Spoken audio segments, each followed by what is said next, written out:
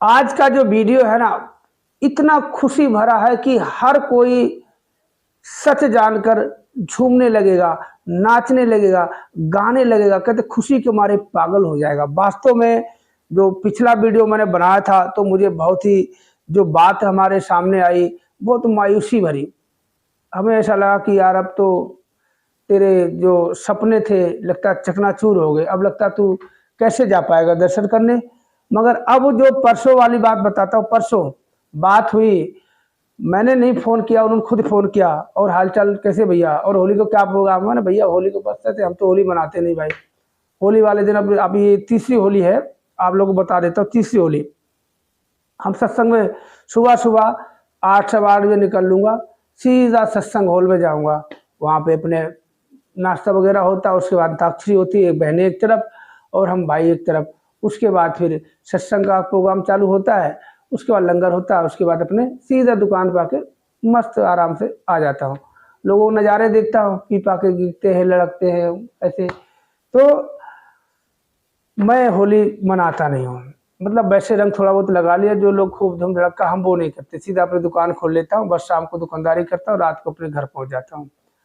तो भाई का फोन है, क्या प्रोग्राम, मैंने बस अपना वही प्रोग्राम 3 साल से तो भैया ऐसा रंग बिरंगी होली तो हमने छोड़ दी है, बस कहते सदगुरु के प्रेम का रंग लगाया जाता है, एक दूसरे से मिलना जुलना होता है, सत्संग करता हूँ भैया जाके, सबसे पहले हमारा यही। तो बोला क्या प्रोग्राम है, मैंने बस सही प्रोग्राम है, अगर तुम बोलो तो भैया सत्संग के बाद दुकान नहीं जाऊंगा भैया, सीधा घर आ जाएंगे, तुम्हारे घर आ जाऊंगा। मैंने भैया बाकी जो तुम लोग करते हो, बोला देखो भाई पीना खाना तो हम भी नहीं करते, मगर मिलाई जुलाई हो जाएगी अच्छी बात है। मैंने बताओ महाराज जी के बारे में कुछ।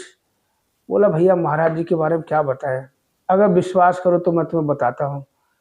मैंने देखो भाई विश्वास है तभी तो आपसे बात करता हूँ, मुझे बहुत अच्छा लगता है जब महाराज जी के बारे में कुछ बात पता चलती है, हमें बहुत अच्छा लगता है, क्योंकि ऐसे किस्से जो हमने ज़िंदगी में शायद पहली बार सुना है। हमारे जीवन में मैंने इतिहास भी पढ़ी है, बहुत पुरानी कहानियाँ, बहुत सब कुछ पढ़ा है, इतने सालों साल वाली बातें जो है ना, कई भाई ने कमेंट करके कईयों के बारे में, संत महात्माओं के बारे में बताया है जो पुराने ज़माने के रहे हैं।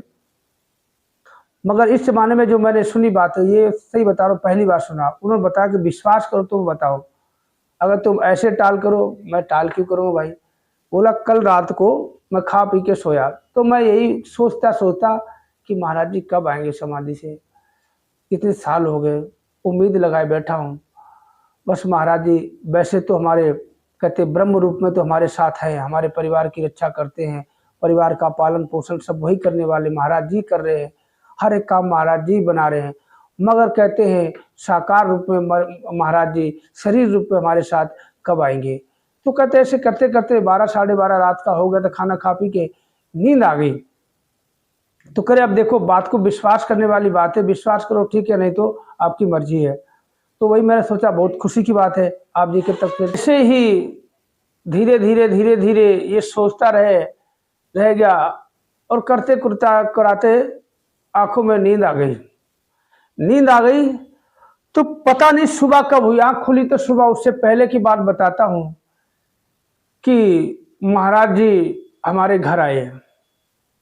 बोला तुम बहुत उदास हो, बहुत उदास हो, तुम क्या सोचते हो कि हम तुमसे दूर हैं। बोला मैं फूट फूट के रोने लगा, नहीं महाराज जी उदास इस बात से नहीं हो, हमें उदासी इस बात की है कि आप हमारे सामने होते हुए भी हम आपको देख नहीं पाते, क्योंकि आप ब्रह्म रूप में होते हो, शरीर रूप में आप कब आओगे। बोला चिंता नहीं करो, आप भक्तों में जो प्रेम है, हमारा समय तो और भी था, मगर आप भक्तों का प्रेम देख के हम बहुत ही जल्द आप लोगों के बीच फिर वैसे ही आएंगे। हमारे शरीर की जो समाधि है बहुत ही जल्दी खत्म होने वाली है, क्योंकि अब हमारे भक्तों का जो प्रेम है, भक्तों की जो तकलीफ है, वैसे हमारे जितने भी भक्त हैं किसी भी प्रकार का मैं उन्हें कष्ट नहीं होने देता हूँ। ये बात भाई साहब ने बताई कि अपने भक्तों को किसी भी प्रकार का कष्ट नहीं होने देता हूँ, किसी भी प्रकार की चीज की कमी नहीं होने देता हूँ, हर एक बाधा को मैं दूर कर देता हूँ। वो बात अलग है कि महाराज जी उनके सामने इस शरीर रूप में नहीं है, तो इसलिए मैं बहुत ही जल्द शरीर की समाधि से उठ के आप सभी के बीच जल्द ही आऊँगा। तो कहते आँख खुली तो देखा तो कह रहे मेरे आँखों में आँसू भर आए, मैं अपने परिवार को बताने लग गया। मुझे भी मैं भाई साहब देखो जैसा आप देखो मैं बता रहा हूँ वास्तव में विश्वास करना मेरे खुद रोंगटे से खड़े होने लगे कि ऐसा अगर हो गया तो ये कहते हैं ना कि युगों-युगों की मैं कब की बात बताऊँ, रामायण की बात बताऊँ, मतलब जितनी राम की, कृष्ण की जितनी कहानियाँ ऐसी तो कोई आज तक बात ही नहीं सुनी कि महाराज इतने साल के बाद जब हमारे इस कलयुग कहते घोर कलयुग में महाराज जी प्रकट हो जाएँगे, शरीर रूप में समाधि से उठ के आ जाएँगे। तो वास्तव में कहते हैं ना कि इतिहास में ये पहला ऐसा केस होगा कि ऐसे कहते ये वो ब्रह्म का स्वरूप, साक्षात ब्रह्म का स्वरूप ये महाराज जी ही होंगे कि अगर समाधि से आ जाते जल्दी। अब देखो जो बात बताई मैंने आपके सामने शेयर कर दी।